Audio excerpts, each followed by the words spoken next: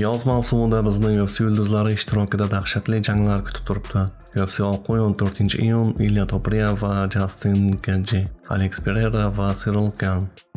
UFC 229 11-iyul Conor McGregor va Max Holloway. UFC 330 15-avgust Islam Makhachev va Yan Machado Garri. UFC Oq uy turniri uchun aktiv tayyorgarlik davom etmoqda. Turnirga deyarli 10 kun vaqt qoldi. Turnir 14-iyun kuni tashkil etiladi.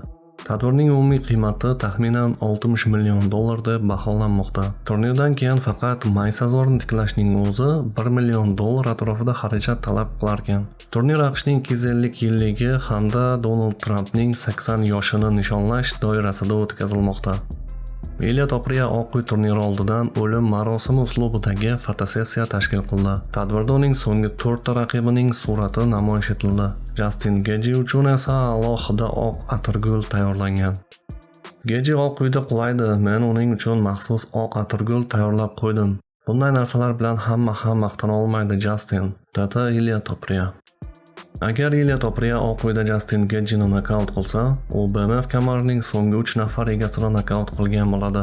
Ketma-ket 4 ta chempionlik jangida nokaut bilan g'alaba qozongan 4-jangchi hisoblanadi. Bu shunchaki dahshat. Justin Gaethje Ilya Topuria haqida fikrini aytdi. Uning gaplari: "Raqibim o'zini qandaydir xudo yoki qirol deb hisoblashi menga yoqyapti.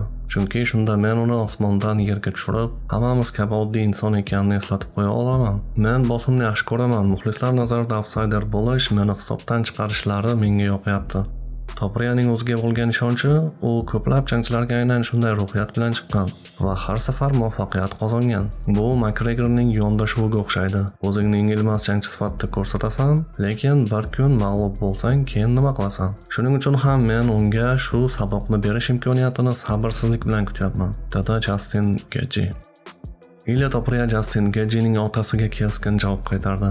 Avvalroq Gaethjening otasi Justin past bo'yli jangchilarga qarshi doim yaxshi natija ko'rsatganini va bu safar ham shunday bo'lishini aytgandi. Topuria esa bunga javoban shunday dedi: "Otalar umid qiladi, chempionlar esa haqiqatni biladi. Bu hikoyani men avval ham ko'p eshitganman. Kattaroq, kuchliroq va yaxshiroq jangchilar haqida gapirishgan. Meni esa oddiygina kichkina yigit deb hisoblashgan. Go'yoki bu safar menga kamtarlikni o'rgatishadi deb o'ylashgan. Ammo ularning barchasi oxir-oqibat bir haqiqatni tushunib yetdi.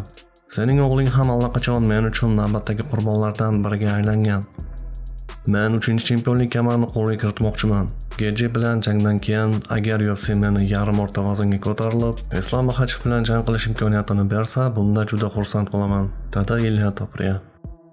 Islam Makhachev Ilya Topuria va Gaethje jangi haqida fikrini aytdi. Uning gaplari: "Topuria yengil vazndagi yangi avlod vakili, lekin men Justin Gaethje unga qarshi kurasha olishiga ishonaman. To'g'ri, u biroz yoshi katta.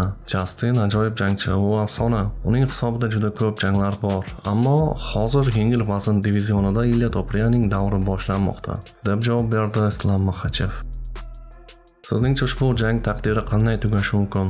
Ilya doimgidek Gaethjeni ham osongina nokaut qila oladimi yoki Gaethje sensatsiya qiladimi? Shaxsiy fikrlaringizni albatta kommentariyaga yozib qo'ying. Sizlar bilan Tahlil MMA kanalida keyingi videolarimizda ko'rishguncha barchangizga xayr.